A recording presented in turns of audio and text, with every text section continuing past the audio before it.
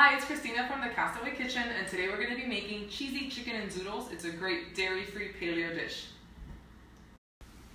I know I said cheese, but we're going to be using nutritional yeast today and beef gelatin. I also want to thank the Feedfeed for having me here today. So this is a pressure cooker recipe. I have mine heating on saute mode because we're going to start there, and I will show you the ingredients. So first I'm going to start by adding the ghee into my hot pressure cooker, which is on saute mode, and I'm gonna add in. Okay, so I've got my veggies in here sauteing. I'm gonna add in my dried herbs and salt. And stirring well. Next, add in half a cup of nutritional yeast and 2 tablespoons of vinegar, which I'm gonna eyeball. So this is what your mix is looking like now. Nice and yummy. The vegetables are getting softened. Next, we're gonna add in the chicken thighs. This is the beef gelatin. It's unflavored and unscented. It'll just make the sauce get thick when it cools down. So we're adding that in. Gelatin is also really, really good for you. It's gut healing. It's good for your hair and your nails. And it's got tons of protein. So cancel your pressure cooker off saute function. Set to pressure cook. Close it. Set to poultry. Go. A question I get a lot with this recipe is, why no liquid? Is that safe? Or what will happen to my pressure cooker if I cook without any water in it? What I've learned is that chicken thighs especially, they release a lot of liquid, so immediately as they start cooking, they'll release water, and when you open this, there'll be tons of water in it. And that liquid that the chicken releases with the nutritional yeast and the gelatin, that's going to be your cheesy sauce. Yay! Next, we're going to spiralize our zucchini, and I like to do this ahead of time because I like to salt them so they release liquid. I prepared the ones I'm using today yesterday, and so what I do is I lay them out on paper towel or clean kitchen towels.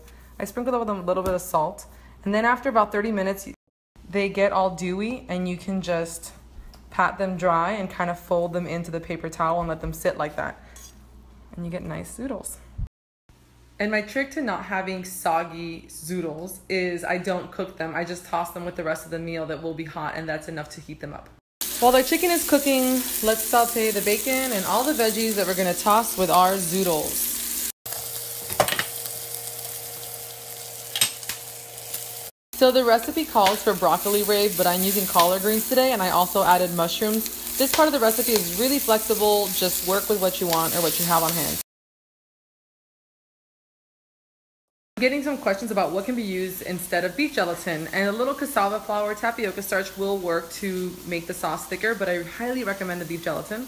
I buy my beef gelatin online, and you can probably get it at a health food store as well, and just make sure to get pastured grass-fed beef gelatin.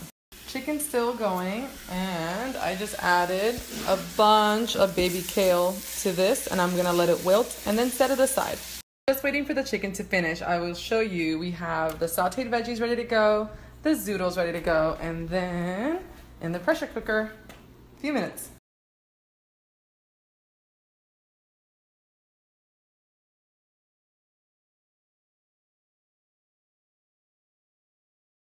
Okay, moment of truth. So as you see, there's plenty of sauce in here, and it's pretty thick already. This is really hot, so I carefully, using oven mitts, transferred it to a bowl, and it's under a fan on high heat, and that'll make this sauce thicken. So I'm tossing together my sauteed stuff and my zoodles in this bowl, and then I'm gonna spoon this yummy mixture over.